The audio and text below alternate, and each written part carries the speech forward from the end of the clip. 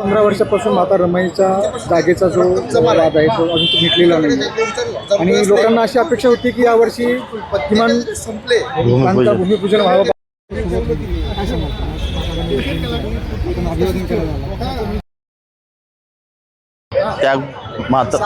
त्यागमूर्ती माता रमाई आंबेडकर यांच्या जयंतीनिमित्त शुभेच्छा.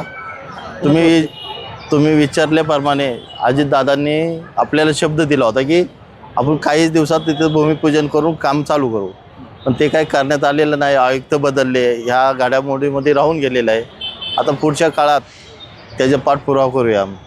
वंचित बहुजन आघाडीकडं एक आक्रमक म्हणून बघितलं जातं की ह्याला जसं औरंगाबादच्या विद्यापीठाला त्याचं नामकरण करण्यासाठी 17 वर्षे लागली, माता रमाईच्या इथं स्मारकासाठी आता 13 ते 15 वर्षे होत आहेत. अजून किती वर्ष लागणार आहेत? आता स्थापन झालेले कालच सरकार, त्यांच्या मागं पाठपुरावा करून आम्ही करू.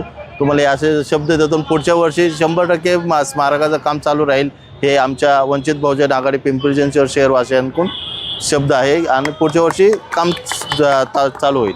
बरं, आता आज माता रमाई जयंती आहे. अवघड 37 वर्षे माता रमाईला आयुष्य लाभलेलं आहे. आज जनतेला तुम्ही काय संदेश द्या? काय सांगा? एवढं संदेश देईल जे माता रमाबाई आंबेडकरांनी जे